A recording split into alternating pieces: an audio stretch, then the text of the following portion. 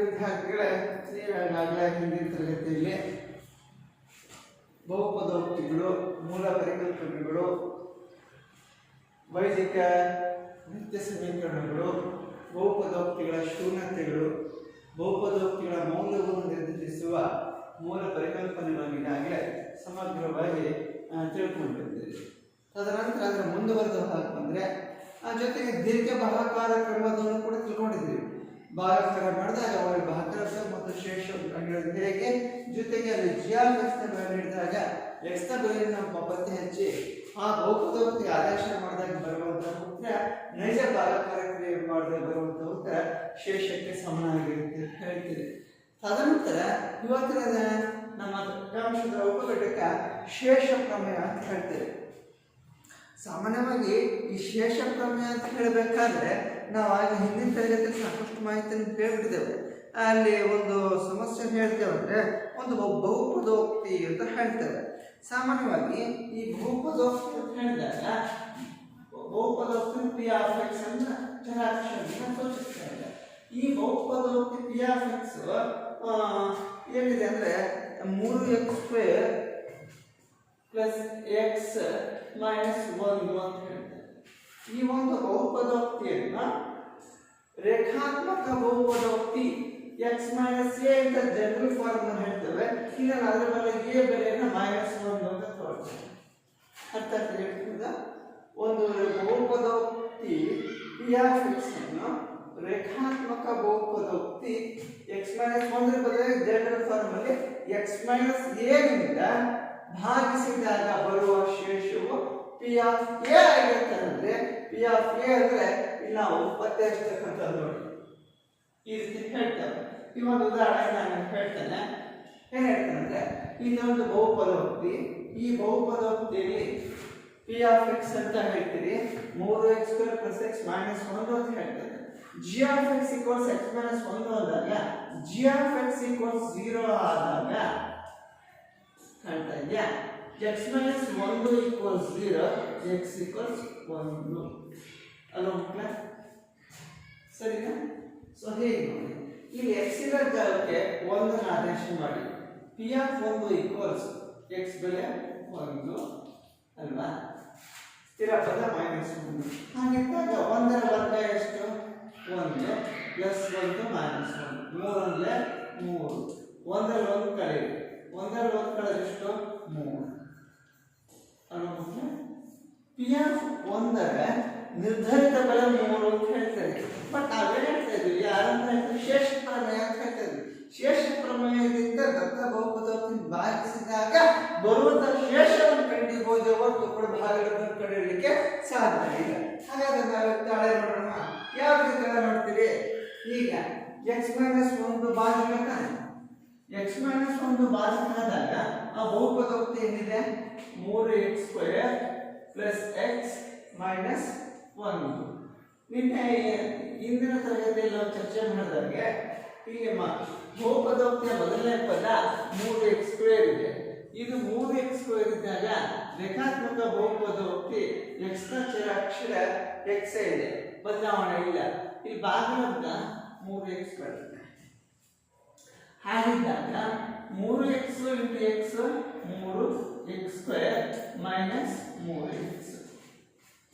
ಸರಿನಾ? ಸೊ ವಿರುದ್ಧ ಚಿಹ್ನೆಗಳಿದೆ, ಕಳೆಯಿರಿ ಅಲ್ವಾ? ಪ್ಲಸ್ ಪ್ಲಸ್ ಅಂದ್ರೆ 6x ಮೈನಸ್ 1 ಬರುತ್ತೆ. ಹಲೋ ಮಕ್ಕಳ,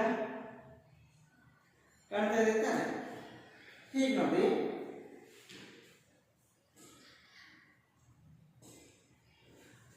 ನೋಡಿಪ್ಪ, ಇಲ್ಲಿ ಎಷ್ಟು ಬರ್ತದೆ ಗಮನಿಸಿ. ಇಲ್ಲಿ ನೋಡಿ 3x² ಪ್ಲಸ್ ಎಕ್ಸ್ ಮೈನಸ್ 1 ಅಂತ ಹೇಳ್ತಾ ಇರ್ತಾನೆ. ಹಾಗಿದ್ದಾಗ 3x ಇಂದ ಗುಣಿಸಿದ್ರೆ 3x² ಪ್ಲಸ್ ಇಂದ minus minus minus 1 × 3 minus 3x. ಕಳೆಯುವಾಗ ಚಿಹ್ನೆಗಳು ಬದಲಾಗುತ್ತೆ. ಇಲ್ಲಿ plus 3x plus x 4x minus 1 ಆಗ್ತದೆ. ಹೀಗೆ ನೋಡಿ, ಅಗೇನ್ ಇಲ್ಲಿ 4x ಬರಬೇಕಾದ್ರೆ ಇಲ್ಲಿ ಯಾವ್ದ್ರಿಂದ ಗುಣಿಸ್ತೀರಿ? ಪ್ಲಸ್ 4ರಿಂದ ಗುಣಿಸ್ತೀರಿ. ಪ್ಲಸ್ 4ರಿಂದ ಗುಣಿಸಿದ್ರೆ 4x ಮೈನಸ್ 4 ಬರುತ್ತೆ. ಕಳೆಯುವಾಗ ಚಿಹ್ನೆಗಳು ಮೊದಲು ಬದಲಾಗುತ್ತೆ. ಇಲ್ಲಿ ಮೊದಲೇ ಪದ ರದ್ದಾಗುತ್ತೆ. ಹಾಗಾಗಿ ಉಳಿದಿದ್ದೇನು 3. ಸರಿನಾ ಮಕ್ಕಳ? ಕಾಣ್ತಾ ಇದೆಯಾ? ಹೀಗೆ ನೋಡಿ. ಈಗ ನಾವು ಪತ್ತೆ ಹಚ್ಚಿದ್ದೇನು ಭಾಗ್ಯಲಬ್ಧ. ಭಾಗ್ಯಲಬ್ಧವನ್ನು ಸಾಮಾನ್ಯವಾಗಿ ಕ್ಯೂ ಆಫ್ ಎಕ್ಸ್ ಅಂತ ಸೂಚಿಸ್ತೇವೆ. ಕ್ಯೂ ಆಫ್ ಎಕ್ಸ್ ಅಂತ ಸೂಚಿಸಿದಾಗ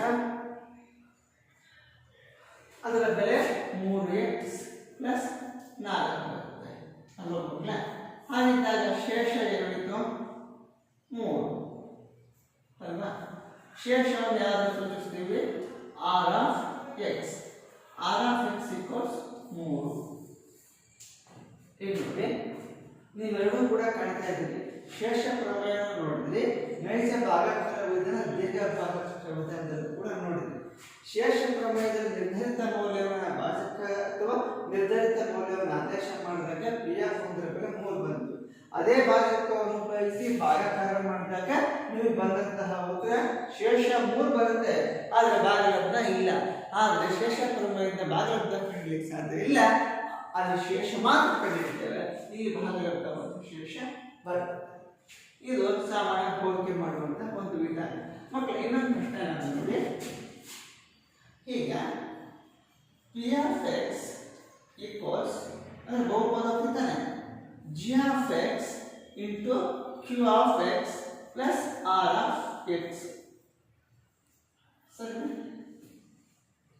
ಇದೇ ತಾನೆ ಭಾಜ್ಯ ಇಸ್ ಈಕ್ವಲ್ ಟು ಭಾಜಕ ಇಂಟು ಭಾಗಲಬ್ಧ ಪ್ಲಸ್ ಶೇಷ ಅಲ್ವಾ ಮಕ್ಕಳ? ಹಾಗಿದ್ದಾಗ ನೋಡಿ,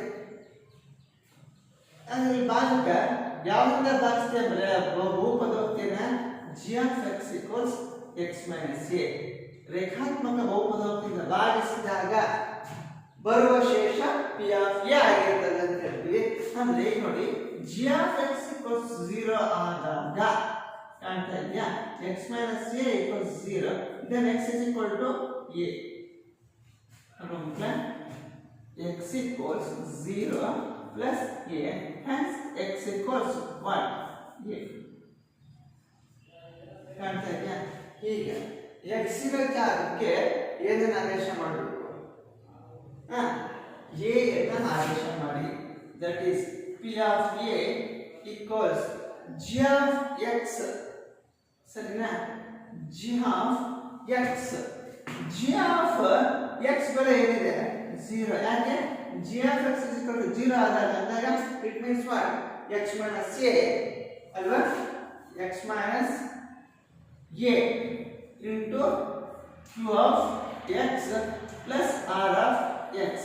ಮಕ್ಕಳೇ, ಇಲ್ಲಿ ಮೊದಲನೇ ಸ್ಟೆಪ್ ಅನ್ನು ಈ ರೀತಿನೇ ಬರ್ಕೋಬಹುದು. g of x equals 0 ಆದಾಗ ಅಂತ ಕಂಡೀಷನ್ ಹಾಕಿದ್ವಿ. g of x equals 0 ಆದಾಗ ಅದರ ಒಂದೇ ಅರ್ಥ, x minus a equals 0 ಅದರ ಒಂದೇ ಅರ್ಥ. 0 into q of x plus r of a. ಸರಿನಾ? r of a ಅಂದ್ರೆ ಒಂದೇನೆ, ಬರೀ a ಅದನ್ನು ಕೂಡ ಒಂದೇನೆ ಬರುತ್ತೆ. ಸರಿನಾ ಮಕ್ಕಳೇ? ಸರಿನಾ? ಈಗ ನೋಡಿ, ಸೊ 0 ನಿಂದ ಏನೇ ಮಲ್ಟಿಪ್ಲೈ ಮಾಡಿದ್ರು ಏನು ಬರುತ್ತೆ?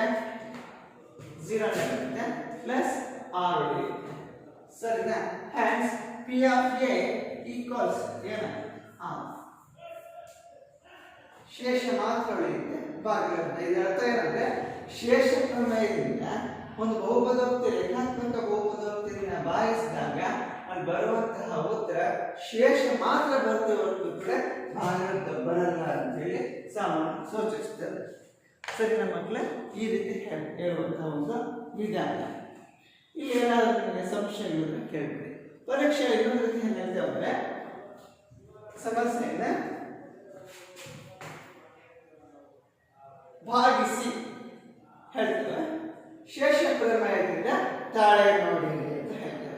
ನಾನು ರಿವರ್ಸ್ ಪ್ರೊಸೆಸ್ ಅಲ್ಲಿ ಹೇಳಿದೆ.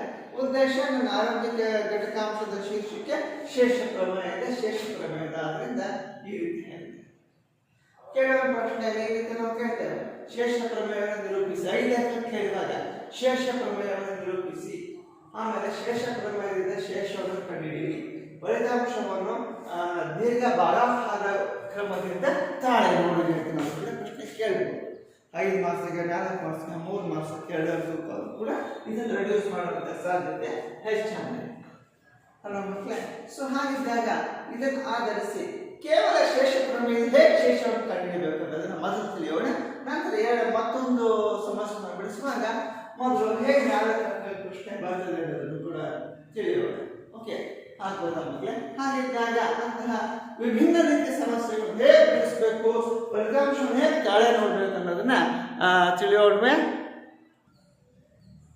ಮಕ್ಕಳ ಪ್ರಶ್ನೆ ಈ ರೀತಿ ಇದೆ ನೋಡಿ. x to the power of 4 plus x cube minus 2x² plus x plus 1 ಅನ್ನು x minus 1 ರಿಂದ ಭಾಗಿಸಿದಾಗ ಸಿಗುವ ಶೇಷವನ್ನು ಕಂಡುಹಿಡಿಯಿರಿ ಅನ್ನೋ ಮಕ್ಕಳೇ. ಇಲ್ಲಿ ನೋಡಿ, p of x ಬಹುಪದೋಕ್ತಿ ಯಾವುದು? x to the power of 4 plus x cube minus 2x² plus x plus 1. ಹಾಗಿದ್ದಾಗ g of x ಯಾವುದು? x minus 1 ಅಲ್ವಾ? So g of x equals 0 ಆದಾಗ that is x minus 1 equals 0, then x equals 1 ಅಲ್ವಾ? ಇಲ್ಲಿ x ನ ಜಾಗಕ್ಕೆ ಏನನ್ನ ಆದೇಶ ಮಾಡ್ತೀರಿ? 1 ಅನ್ನು ಆದೇಶ ಮಾಡಿ. ಚರಾಕ್ಷರ ಎಲ್ಲಿ x ಇದೆ ಅಲ್ಲಿ 1 ಅನ್ನು ಆದೇಶ ಮಾಡಿ. ಹಾಗಿದ್ದಾಗ 1 ರ ಘಾತ 4 1 ರ ಘಾತ 3 minus 2 into 1 whole square plus x plus 1 that is p of 1 equals 1 ರ ಘಾತ 4 ಅಂದ್ರೆ 1 4 ಸತಿ ಗುಣಿಸಿದ್ರೆ ಬರುವಂತ ಗುಣಲಬ್ಧ 1 4 ಸತಿ ಅಲ್ಲ, ಹಲವು ಬಾರಿ ರೇಖ ಮಾಡಿ ಗುಣಿಸಿದ್ರೆ ಸಹಿತ ಬರುವಂತಹ ಉತ್ತರ 1. ಆಗಿದ್ದಾಗ 1 ರ ಘಾತ ಅಂದ್ರೆ 1 ಮೈನಸ್ 2 ಇಂಟು 1 ರ ವರ್ಗ ಅಂದ್ರೆ 1 ಪ್ಲಸ್ 1 ಪ್ಲಸ್ 1 2 ಅಲ್ವಾ ಮಕ್ಕಳೇ? ಈಗ ನೋಡಿ ಹೇಗೆ 1 ಪ್ಲಸ್ 1 2 2 ಹೇಗೆ ಪ್ಲಸ್ 2 2 ಕ್ಯಾನ್ಸಲ್ ಆಯ್ತು, ಉಳಿದಿದ್ದೇನು ಅಲ್ವಾ? ಇಲ್ಲಿ ನಾವು ಶೇಷ ಕಂಡುಹಿಡಿದಿತ್ತು ಶೇಷ ಪ್ರಮೇಯದಿಂದ ಅಥವಾ ನಿರ್ಧರಿತ ಮೌಲ್ಯದಿಂದ ಬಹುಪದೋಕ್ತಿಯ ನಿರ್ಧರಿತ ಮೌಲ್ಯದಿಂದ ಕಂಡುಹಿಡಿದಾಗ ಬರುವಂತಹ ಶೇಷ ಇಷ್ಟೇ ಆಗಿರುತ್ತೆ. ದೀರ್ಘ ಭಾಗಾಕಾರ ಕ್ರಮದಿಂದ ನೀವು ಭಾಗಿಸಿದಾಗ ಸಹಿತ ಬರುವಂತಹ ಶೇಷ ಇಷ್ಟೇ ಆಗಿರುತ್ತೆ. ಆಗ ನಾವು ಪ್ರಶ್ನೆಯನ್ನು ಮುಂದುವರೆದಾಗ ಹೇಳ್ತೀವಿ ಫಲಿತಾಂಶವನ್ನು ದೀರ್ಘ ಭಾಗಾಕಾರ ಕ್ರಮದಿಂದ ತಾಳೆ ನೋಡಿ ಪ್ರಶ್ನೆ ಸೇರಿಸ್ತೇವೆ. ಆಗ ಆ ಪ್ರಶ್ನೆ ಸುಮಾರು 4 ಅಂಕದ ಪ್ರಶ್ನೆ ಆಗಿದೆ. ಹಾಗಿದ್ದಾಗ ಅಂತಹ ಸಮಸ್ಯೆಗಳನ್ನ ಹೇಗೆ ಬಿಡಿಸ್ಬೋದು ಅಂತ ನೋಡೋಣ. ಮಕ್ಕಳ ಪ್ರಶ್ನೆ ಈ ರೀತಿ ಇದೆ ನೋಡಿ. x cube plus 3x² plus 3x plus 1 ಅನ್ನು x ಮೈನಸ್ 7ನೇ 1 ರಿಂದ ಭಾಗಿಸಿದಾಗ ಸಿಗುವ ಶೇಷವನ್ನು ಕಂಡುಹಿಡಿಯಿರಿ ಅಲ್ವಾ ಮಕ್ಕಳೇ? ಈಗ ನೋಡಿ, ಸಾಮಾನ್ಯವಾಗಿ ಬಹುಪದೋಕ್ತಿನ p of x ಅಂತ ಹೇಳ್ತೀವಿ. That is x cube plus 3x² plus 3x plus 2 ಯಾವುದರಿಂದ ಭಾಗಿಸಿ ಅಂತ ಹೇಳ್ತಾರಲ್ಲ ಅದೇ g of x equals x minus half. ಸರಿನಾ ಮಕ್ಕಳೇ? ಸೊ ಹೀಗಿದ್ದಾಗ ನೋಡಿ, ಈಗ g of x ಈಕ್ವಲ್ಸ್ 0 ಆದಾಗ ಅಂದ್ರೆ x minus half equals 0, then x equals ಅರ್ಧ ಇದೆ ಅದು ಪ್ಲಸ್ ಸೇರಿಸಿ 0 ಪ್ಲಸ್ ಹಾಫ್, ದೆನ್ x ಮೌಲ್ಯ ಹಾಫ್ ಅಲ್ವಾ? ಮಾಡ್ತಾ ಇದೆಯಾ? ಹೀಗೆ ನೋಡಿ, p ಆಫ್ x ಬೆಲೆ 1/2 ಆದೇಶ ಮಾಡಿ. 1/2 ಆದೇಶ ಮಾಡಿದ್ರೆ ಇಲ್ಲಿ ನೋಡಿ 1/2 whole cube plus 3 into 1/2 whole square plus 3 into 1/2 plus 2 that is p of 1/2 equals 1/2 whole cube ಅಂತ ಹೇಳ್ತಿದ್ವಿ. ಆ ಭಿನ್ನರಾಶಿಯನ್ನು 3 ಬಾರಿ ಗುಣಿಸಬೇಕು. ದಟ್ ಈಸ್ 1/2 ಇಂಟು 1/2 ಇಂಟು 1/2 ಅಂದಾಗ ಇದನ್ನ ಈ ರೀತಿ ಬರಬಹುದ? ಆಗ 1/8 ಆಗುತ್ತೆ. ಹಲೋ ಮಕ್ಕಳೇ, ಅರ್ಥ ಆಗ್ತಿದ್ಯಾ? ಸೊ ಹೀಗೆ ನೋಡಿ, ಪ್ಲಸ್ 3 ಇಂಟು 1/2 ಹೋಲ್ ಸ್ಕ್ವೇರ್ ಅಂದರೆ 1/4 ಪ್ಲಸ್ 3/2 ಪ್ಲಸ್ 2 ಅಲ್ವಾ. ಈಗ P of 1/2 equals 1/8 plus 3/4 plus 3/2. ಮಕ್ಕಳೇ ಇಲ್ಲಿ ನೋಡಿ 8 4 ಹೇಳಿದೆ. ಇದು ಲಾಸ್ ಅನ್ನು ಹೇಗೆ ಕಂಡುಹಿಡಿತೀರಿ? ಈಗಾಗಲೇ ಹಿಂದಿನ ಭಾಗದಲ್ಲಿ ನಿಮ್ಗೆ ಹೇಳ್ಕೊಟ್ಟಿದ್ದಾರೆ. ಇದು ಲಾಸ್ ಅನ್ನು ಕಂಡುಹಿಡಿದ್ರೆ ಅಂದಾಗ ಸಾಮಾನ್ಯವಾಗಿ ಆ ಪದನ ಹೇಳ್ತಾ ಇದೆ. ಲಘುತಮ ಸಾಮಾನ್ಯ ಅಪವರ್ತ್ಯ ಅಂತ ಹೇಳ್ತೀವಿ. ಅಪವರ್ತ್ಯ ಅಂದ್ರೆ ಗುಣಕಗಳು ಲೀಸ್ಟ್ ಕಾಮನ್ ಮಲ್ಟಿಪಲ್ಸ್ ಅಂತ ಹೇಳ್ತೀವಿ. ಇಲ್ಲಿರುವಂತಹ 3 ಸಂಖ್ಯೆಗಳನ್ನು ನೋಡ್ತೀರಿ. ಸಾಮಾನ್ಯವಾಗಿ ಇದನ್ನ ಲಾಸ ಕಂಡುಹಿಡಿಯುವಾಗ ಕನಿಷ್ಠ ಸಂಖ್ಯೆಯಿಂದನೇ ಅಪವರ್ತನ ಕ್ರಮದಲ್ಲಿ ಭಾಗಾಕಾರ ಮಾಡ್ತಾ ಹೋದಾಗ ಕೊನೆಗೆ ಅವಿಭಾಜ್ಯ ಸಂಖ್ಯೆಗಳು ಸಮ ಸಿಗುತ್ತೆ. ಆಗ ಆ ಭಾಜ್ಯ ಮತ್ತು ಅವಿಭಾಜ್ಯ ಸಂಖ್ಯೆಗಳ ನಡುವೆ ಲಾಸ ಆಗಿರುತ್ತೆ. ಹಾಗಾದ್ರೆ ಕನಿಷ್ಠ ಭಾಜ್ಯ ಸಂಖ್ಯೆ ಯಾವುದು? 1. ನಿಮ್ಮ ಉತ್ತರ ತಪ್ಪು. ಕನಿಷ್ಠ ಭಾಜ್ಯ ಸಂಖ್ಯೆ 2. ಆದ್ರೆ 1 ಭಾಜ್ಯನೂ ಅಲ್ಲ ಅವಿಭಾಜ್ಯವಲ್ಲದ ಒಂದು ಏಕೈಕ ಸಂಖ್ಯೆ ಆಗಿದೆ 1. ಹಾಗಿದ್ರೆ 0 ಧನಾತ್ಮಕವೂ ಅಲ್ಲ ಋಣಾತ್ಮಕವಲ್ಲದ ಏಕೈಕ ಸಂಖ್ಯೆ 0 ಆಗಿದೆ. ಅದನ್ನ ತಟಸ್ಥ ಅಥವಾ ಮೂಲ ಸಂಖ್ಯೆ ಅಂತ ಹೇಳ್ತೇವೆ. ಹಾಗಾದ್ರೆ ಕನಿಷ್ಠ ಭಾಜ್ಯ ಸಂಖ್ಯೆ ಯಾವುದು? 2. 7ರಿಂದ ಭಾಗಿಸಿ 2 4 8 2 4 1. ಈ ರೀತಿ ಭಾಗಾಕಾರ ಮಾಡುವಾಗ 7ಕ್ಕಿಂತ ಹೆಚ್ಚು ಸಂಖ್ಯೆಗಳ ಗುಂಪನ್ನು ಲಾಸ ಕಂಡುಹಿಡಿಯುವಾಗ 3 4 5 ಇತ್ಯಾದಿ ಸಂಖ್ಯೆಗಳಿದ್ದಾಗ ಅಷ್ಟೋ ಸಂಖ್ಯೆಗಳ ಸಮೂಹದಲ್ಲಿ ಕನಿಷ್ಠ ಯಾವಾಗಲೂ 2 ಸಂಖ್ಯೆಗಳು ಭಾಗ ಸಾಕು ಮುಂದುವರೆದ ಪ್ರಕ್ರಿಯೆ ಹೋಗ್ತದೆ. ಈಗ ನೋಡಿ 7 4 2 2 1 ಹಾಗೆ ಬರ್ತದೆ. ಇಲ್ಲಿ ನೋಡಿ 1 2 1 1 ಅವಿಭಾಜ್ಯ ಸಂಖ್ಯೆಗಳು. ಹಾಗೆ ಈ ಕಡೆ ಬನ್ನಿ 2 2 ಭಾಜ್ಯ ಸಂಖ್ಯೆಗಳು. 2 ಭಾಜ್ಯ ಸಂಖ್ಯೆ 1 1 ಅವಿಭಾಜ್ಯ ಸಂಖ್ಯೆ ಅಲ್ವಾ ಮಕ್ಕಳೇ? ಹೀಗೆ ನೋಡಿ. ಈಗ ಲಾಸಹ ಅಂದಾಗ ಭಾಜ್ಯ ಸಂಖ್ಯೆ ಮತ್ತು ಅವಿಭಾಜ್ಯ ಸಂಖ್ಯೆಗಳ ಗುಣಲಬ್ಧ ಆಗುತ್ತೆ. ಅದನ್ನು ಗುಣಾಕಾರ ಮಾಡಲಿಕ್ಕೆ ಬರುತ್ತೆ 7 4 4 8 ಅಲ್ವಾ ಮಕ್ಕಳೇ? ಇರುವಂತಹ ಭಾಜ್ಯ ಮತ್ತು ಅವಿಭಾಜ್ಯ ಸಂಖ್ಯೆ ಗುಣಲಬ್ಧವೇ ಲಾಸಹ ಆಗಿರುತ್ತದೆ. ಸರಿನಾ ಮಕ್ಕಳೇ? ಈಗ ನೋಡಿ ಈ ಭಿನ್ನರಾಶಿಗಳ ಲಾಸಹ ಛೇದಗಳ ಲಾಸಹ 8 ಆಗುತ್ತೆ. 8 ಅಂದರೆ 8 1 ಅಂದರೆ 1 ಪ್ಲಸ್ 4 8 ಭಾಗಲಬ್ಧನ ಅಂಶ ಗುಣಿಸಿ 2 3 6 2 4 8 4 3 12. ಈಗ ನೋಡಿ ಮಕ್ಕಳೇ ಅಂಶದಲ್ಲಿರುವಂತಹ ಎಲ್ಲ ಸಂಖ್ಯೆಗಳನ್ನ ಕೂಡಿ 12 17 18 ಅಲ್ವಾ ಮಕ್ಕಳೇ? 12 18 ಒಂದು 19 ಬೈ 8. 19 ಅವಿಭಾಜ್ಯ ಸಂಖ್ಯೆ 8 ಭಾಜ್ಯ ಸಂಖ್ಯೆ. ಇದನ್ನ ಪುನಃ ಮತ್ತೆ ರಸೀಕರಿಸಲಿಕ್ಕೆ ಸಾಧ್ಯತೆಗಳಿಲ್ಲ. ಆದ್ರಿಂದ ಇದರ ನಿರ್ಧರಿತ ಮೌಲ್ಯ 19/8 ಆದರೆ ಈ ಬಹುಪದೋಕ್ತಿಯನ್ನು ನಾವು ದೀರ್ಘ ಭಾಗಾಕಾರದಲ್ಲಿ ಭಾಗಿಸಿದಾಗ ಬರುವಂತಹ ಶೇಷವು ಕೂಡ 19/8 ಆಗಿರುತ್ತದೆ. ಈಗಾಗಲೇ ನಿಮ್ಮಲ್ಲಿ ತಿಳುವಳಿಕೆ ಬಂದಿದೆ. ಶೇಷ ಪ್ರಮೇಯದಿಂದ ಶೇಷವನ್ನು ಕಂಡುಹಿಡಿಯಲಿಕ್ಕೆ ಮಾತ್ರ ಸಾಧ್ಯ, ಭಾಗಲಬ್ಧವನ್ನು ಕಂಡುಹಿಡಿಯಲಿಕ್ಕೆ ಸಾಧ್ಯ ಇಲ್ಲ ಅನ್ನೋದು ಈಗಾಗಲೇ ಮಂದಟ್ಟಾಗಿದೆ. ಮೊದಲನೇ ಸಮಸ್ಯೆಯಲ್ಲಿ ಪೂರ್ಣ ಸಂಖ್ಯೆ ನೋಡಿದ್ರಿ, ಎರಡನೇ ಸಮಸ್ಯೆಯಲ್ಲಿ ಭಿನ್ನರಾಶಿಯನ್ನು ನೋಡಿದ್ರಿ. ಹೀಗೆ ಅದೇ ಬೇರೆ ಒಂದು ಸ್ಥಿರಾಂಕವನ್ನು ಹಿಡಿದಾಗ ಹೇಗೆ ಒಂದು ಶೇಷ ಪ್ರಮೇಯ ಬಳಕೆ ಮಾಡಬಹುದು ಅನ್ನೋದನ್ನ ನೋಡೋಣ. ಮಕ್ಕಳ ಪ್ರಶ್ನೆ ಈ ರೀತಿ ಇದೆ ನೋಡಿ.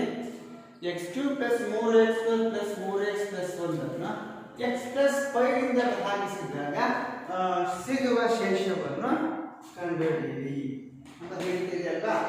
ಹೇಗೆ ನೋಡಿ, ಇದು p ಆಫ್ x ಬೇರೆ ಆಗುತ್ತೆ ಸರಿನಾ? ಇದು g ಆಫ್ x ಬೇರೆ ಆಗುತ್ತೆ ಅಲ್ವಾ? ಸೊ g ಆಫ್ x = 0 ಆದಾಗ ಸರಿನಾ x + π = 0. then x = π ನ ಪಕ್ಷಾಂತರ ಮಾಡಿದ್ರೆ ಏನಾಯ್ತು? -π ಆಯ್ತು. ಹಾಗಾದ್ರೆ π x ಬೆಲೆ -π. ಈಗ ಈ ಬಹುಪದೋಕ್ತಿಯಲ್ಲಿ x ಇರೋ ಜಾಗಕ್ಕೆ ಏನನ್ನು ಆದೇಶ ಮಾಡ್ತೀರಿ? -π ಅನ್ನು ಆದೇಶ ಮಾಡಿ.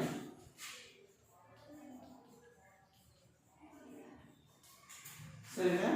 P of minus pi equals minus pi whole cube ಅಂದ್ರೆ minus pi cube plus 3 into pi square 3 pi square plus 3 into pi 3 pi plus 1 ಇಷ್ಟ ಆಗುತ್ತದೆ. ಇದು ಈ ರೀತಿ ಅವಿಭಾಜ್ಯ ಬೀಜಗಣಿತಗಳಿಗೆ ಹೊರ ಹೊಮ್ಮುತ್ತದೆ. ಹಾಗಿದ್ದಾಗ ಸಜಾತಿ ಬೀಜ ಪದಗಳಿದ್ರೆ ಅದನ್ನು ರಸವೀಕರಿಸಲಿಕ್ಕೆ ಸಾಧ್ಯತೆ ಇತ್ತು. ಈಗ ಇದನ್ನು ರಸವೀಕರಿಸಲಿಕ್ಕೆ ಸಾಧ್ಯತೆ ಇಲ್ಲ ಅಲ್ವಾ ಮಕ್ಕಳೇ? ಹಾಗಿದ್ದಾಗ ಮತ್ತೊಂದಿಷ್ಟು ಸಮಸ್ಯೆಯನ್ನ ಹೇಗೆ ಫಲಿತಾಂಶವನ್ನು ತಾಳೆ ನೋಡಿ ಮಾಡಬಹುದು ಅನ್ನೋದನ್ನ ನೋಡೋಣವೇ ಮಕ್ಕಳ. ಕೊನೆಯ ಪ್ರಶ್ನೆ ಈ ರೀತಿ ಇದೆ ನೋಡಿ. x³ minus ax² plus rx minus a x minus a ನಿಂದ ಭಾಗಿಸಿದಾಗ ಸಿಗುವ ಶೇಷವನ್ನು ಕಂಡುಹಿಡಿಯಿರಿ ಅಂತ ಪ್ರಶ್ನೆ ಇದೆ ಮಕ್ಕಳೇ. ನಾನು ಆರಂಭದಲ್ಲಿ ಆಮೇಲೆ ಪ್ರಶ್ನೆ ಹೇಳ್ತೀವಿ, ಫಲಿತಾಂಶವನ್ನು ತಾಳೆ ನೋಡಿ ಅಂತ ಹೇಳ್ತೇವೆ. ಫಲಿತಾಂಶವನ್ನು ದೀರ್ಘ ಭಾಗಾಕಾರ ಕ್ರಮದಿಂದ ತಾಳೆ ನೋಡಿರಿ ಈ ರೀತಿ ಬರೀತಾರೆ. ಈಗ ಸಂಪೂರ್ಣ 4 ಅಂಕದ ಪ್ರಶ್ನೆ ಆಗ್ತದೆ ಮಕ್ಕಳೇ. ಮೊದಲನೇ ಪ್ರಶ್ನೆ ಏನಿದೆ ಅಂದ್ರೆ ಇಲ್ಲಿ ನೋಡಿ, ಮೊದಲನೇ ಭಾಗ ಶೇಷ ಕಂಡುಹಿಡಿತೇನೆ. ಆ ಬಹುಪದೋಕ್ತಿ ಏನಿದೆ ಅಂದ್ರೆ P of X equals x³ minus ax² plus rx minus a. ಅದೇ ತರ g of x equals x minus a ಅಂತ ಇದೆ ಅಲ್ವಾ? ಹಲೋ ಮಕ್ಕಳೇ, ಈಗ g of x equals 0 ಆದಾಗ that is x minus a equals 0 then x equals 0 a ಪಕ್ಷಾಂತರ ಮಾಡಿದ್ರೆ ಏನಾಯ್ತು ಪ್ಲಸ್ a ಆಯ್ತು. ಶೇಷ ಪ್ರಮೇಯದ ಪ್ರಕಾರ ಒಂದು ರೇಖಾತ್ಮಕ ಬಹುಪದ ಒಂದು ಬಹುಪದೋಕ್ತಿಯನ್ನು ರೇಖಾತ್ಮಕ ಬಹುಪದೋಕ್ತಿ x ಮೈನಸ್ a ಇಂದ ಭಾಗಿಸಿದಾಗ ಬರುವ ಶೇಷವು p ಆಫ್ a ಆಗಿರ್ತದೆ ಅಂದಾಗ x ರ ಜಾತಿ ಬೇಕಾಗಿತ್ತು a ನ ಆದೇಶ ಮಾಡಿ a ಹೋಲ್ ಕ್ಯೂಬ್ ಆಗುತ್ತೆ x³ ಅಂದ್ರೆ minus a into x square ಅಂದ್ರೆ x ಸ್ಕ್ವೇರ್ ಏನಿದೆ a whole square plus 6 into x ರ ಜಾತಿ a ನ ಆದೇಶ ಅಲ್ವಾ? ಈಗ ನೋಡಿ p of a equals a whole cube nothing but a cube minus a into s whole square a square plus r into a r a minus a alva. That is p of a equals a plus a cube a square into a minus a cube plus r a minus a means 5a. ನೋಡಿ plus a cube minus a cube cancel ಆಯ್ತು. ಉಳಿದಂತಹ ಉತ್ತರ plus 5a. ಇದು ಶೇಷ ಪ್ರಮೇಯದ ಪ್ರಕಾರ ಇಷ್ಟು ಶೇಷ ಉಳಿಯುತ್ತೆ ಅಂತ ಹೇಳ್ತೀರಿ. ಹಾಗಾದ್ರೆ ನಮ್ಮ ಪ್ರಶ್ನೆ ಮುಂದುವರೆದಾಗ ದೀರ್ಘ ಭಾಗಾಕಾರ ಕ್ರಮದಿಂದ ಫಲಿತಾಂಶವನ್ನು ತಾಳೆ ನೋಡಿರಿ ಅಂತ ಹೇಳ್ತಾ ಇದ್ದೀವಿ ಅಲ್ವಾ? ಹಾಗಾಗಿ ಇದನ್ನು ಭಾಗಾಕಾರ ಮಾಡಿದಾಗ ಬರುವಂತಹ ಶೇಷವು 5a ಆಗಿರಬೇಕು. ಹಾಗಿದ್ರೆ P of X equals x³ minus ax square plus rx minus a. ಅದೇ ತರ g of x equals x minus a. ಸರಿನಾ ಮಕ್ಕಳೇ? ಸೊ ಈಗ p of x ಅಂದಾಗ ಇಲ್ಲಿ ಭಾಜಕ x minus a ಇದೆ ಅಲ್ವಾ ಮಕ್ಕಳೇ? x minus a ಇದೆ ಅಂದಾಗ ನೋಡಿ ಈ ಬಹುಪದೋಕ್ತಿ x³ minus ax square plus rx minus a ಅಲ್ವಾ? ಇಲ್ಲಿ ಮೊದಲನೇ ಬಹುಪದೋಕ್ತಿಯಲ್ಲಿರುವ ಮೊದಲನೇ ಪದ x³ ಇದೆ, ಭಾಜಕದಲ್ಲಿರುವ ಮೊದಲನೇ ಪದ x ಇದೆ. x ನಿಂದ x³ ಅನ್ನು ಭಾಗಿಸಿ ಬರುವಂತಹ ಭಾಗ x² ಇದೆ. ಅದೇ ಭಾಗದ x² ನಿಂದ ಭಾಜಕವನ್ನು ಗುಣಿಸಿದ್ರೆ x³ minus ax² ಆಗುತ್ತೆ ಅಲ್ವಾ ಮಕ್ಕಳೇ? ಸೊ ಕಳೆಯುವಾಗ ಶೋಧನೀಯದ ಚಿಹ್ನೆ ಅದನ್ನು ಬದಲಾಗ್ತದೆ. ವಿರುದ್ಧ ಚಿಹ್ನೆಗಳಿದೆ. ಇದು ಪದೋಕ್ತಿ ಎರಡು ಪದಗಳು ಕ್ಯಾನ್ಸಲ್ ಆಯಿತು. ಹಾಗಾದ್ರೆ ಉಳಿದಿದೆ ಏನು rx minus a ಅಲ್ವಾ? ಈಗ ನೋಡಿ ಇಲ್ಲಿ ಬಹುಪದೋಕ್ತಿ rx ಇದೆ, ಇಲ್ಲಿ x ಇದೆ, ಕ್ಯಾನ್ಸಲ್ ಮಾಡಿದ್ರೆ r ಉಳಿಯುತ್ತೆ. ಹಾಗಾದ್ರೆ ಚಿಹ್ನೆ ಯಾವ್ದಿಂದ ಬರಬೇಕು? ಪ್ಲಸ್ r ಇಂದ ಭಾಗಿಸಿ RX ಮೈನಸ್ RA. ಇಲ್ಲಿ ನೋಡಿ ಕಳೆಯುವಾಗ ಚಿಹ್ನೆಗಳು ಅದ್ರ ಬದಲಾಗುತ್ತೆ, ವಿರುದ್ಧ ಚಿಹ್ನೆಗಳಿದೆ, ಕಳೆದಾಗ ಬರುವಂತದ್ದು 5A ಬರುತ್ತೆ. ಹಲೋ ಮಕ್ಕಳೇ, therefore ಹಾಗಿದ್ದಾಗ ಭಾಗಲಬ್ಧ ಏನ್ ಬಂತು ಹೇಳಿ? ಭಾಗಲಬ್ಧ ಏನಿದೆ? That is q of x equals ಎಷ್ಟಿದೆ? x square plus 6. ಹಾಗಾದ್ರೆ ಶೇಷ ಏನಿತ್ತು? r of x equals 5a. ನೋಡಿ, ನೀವು ಶೇಷ ಪ್ರಮೇಯದಿಂದ ಕಂಡುಹಿಡಿದಾಗ ಬಂದಂತಹ ಉತ್ತರ 5a. ದೀರ್ಘ ಭಾಗಾಕಾರ ಕ್ರಮದಲ್ಲಿ ಮಾಡಿದಾಗ ಬರುವಂತಹ ಉತ್ತರ 5a. ಈ ರೀತಿ ಪ್ರಶ್ನೆಯನ್ನ 4 ಅಂಕದಲ್ಲಿ ಸಮೇತ ಕೇಳ್ತೇವೆ. ಆದ್ರೆ ಈಗ ಕೂಡ ನೀವು ಫಲಿತಾಂಶವನ್ನು ತಾಳೆ ನೋಡಬೇಕು ಅಂದ್ರೆ ತಾಳೆ ನೋಡುವುದು ಅನ್ನೋಕೆ ತಾಳೆ ನೋಡುವುದು ಅಂದಾಗ ನಿಮಗೆ ಗೊತ್ತಿದೆ p of x equals g of x into q of x plus r of x ಅಲ್ವಾ? ಭಾಜ್ಯ ಭಾಜಕ ಮತ್ತು ಭಾಗಲಬ್ಧ ನಡುವಿನ ಸಂಬಂಧ. p of x ನಾನು ಹಾಗೆ ಬರ್ಕೊಳ್ತೇನೆ. g of x ಏನಿದೆ? g of x x minus a ಇದೆ. ಭಾಗಲಬ್ಧ ನನಗೆ ಬಂದಿರುವಂತದ್ದು ಏನಿದೆ? x ಸ್ಕ್ವೇರ್ ಪ್ಲಸ್ 6 ಪ್ಲಸ್ ಶೇಷ ಎಷ್ಟು ಬಂದಿದೆ? 5a. ಅಲ್ವಾ ಮಕ್ಕಳೇ? ಹೀಗೆ p of x equals ಈ ದ್ವಿಪದೋಕ್ತಿಯನ್ನ ಬಲವಿಭಾಜಕದಿಂದ ದ್ವಿಪದೋಕ್ತಿಯಿಂದ ಗುಣಿಸಿ. That is x square into x x cube minus ax square plus 6 into x plus 6x plus into minus minus 6 into a 6a plus 5a. ಕಾಣ್ತಾ ಇದೆಯಾ ಮಕ್ಕಳೇ? ಹಾಗಾದ್ರೆ p of x ಏನಿದೆ? ಬಹುಪದೋಕ್ತಿ x cube minus ax square plus 6x minus a ಇದೆ ಅಂತ ಇರುವಂತದ್ದು ಬಹುಪದೋಕ್ತಿ. ಅಲ್ವಾ ಮಕ್ಕಳೇ?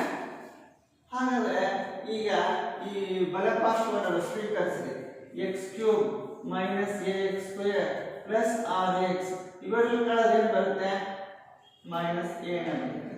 ಹಾಗಿದ್ದಾಗ ನೋಡಿ, ಎಡಪಾರ್ಶ್ವ ಮತ್ತು ಬಲಪಾರ್ಶ್ವಗಳು ಸಮನಾದಾಗ ನಮ್ಮ ಉತ್ತರ ಶೇಷ ಪ್ರಮೇಯದಿಂದ ಸರಿ ಇದೆ, ದೀರ್ಘ ಭಾಗಾಕಾರ ಕ್ರಮದಿಂದ ಮಾಡಿದಾಗ ಸಹಿತ ಸರಿ ಇದೆ. ಹಾಗೇನೆ ಫಲಿತಾಂಶವನ್ನು ತಾಳೆ ನೋಡಿದಾಗಲೂ ಕೂಡ ಸರಿಯಾಗಿದೆ. ಅಲ್ವ ಮಕ್ಕಳೇ? ಹಾಗಿದ್ದಾಗ ಪಠ್ಯಕ್ರಮದಲ್ಲಿ ಅಭ್ಯಾಸ 4.3ರಲ್ಲಿ ಪುಟ ಸಂಖ್ಯೆ 71ರಲ್ಲಿ 1, 2, 3 ಲೆಕ್ಕಗಳಿದೆ. ಅವನ್ನ ಗೃಹ ಕೆಲಸದಲ್ಲಿ ಅಭ್ಯಾಸ ಮಾಡ್ತಿರಲ್ವಾ? ಹಾಗೇನೆ ಇವತ್ತಿನ ಗೃಹ ಕೆಲಸದ ಪಾಠವು ನಾಳಿನ ಫಲಿತಾಂಶಕ್ಕೆ ರಹದಾರಿಗೆ ಅನುಕೂಲ ಆಗ್ತದೆ. ಹಾಗಿದ್ದಾಗ ಗೃಹ ಕೆಲಸದಲ್ಲಿ ನೀವೆಲ್ಲರೂ ಕೂಡ ನಿರಂತರ ಪ್ರಯತ್ನ ಮಾಡ್ತಿರಲ್ವಾ?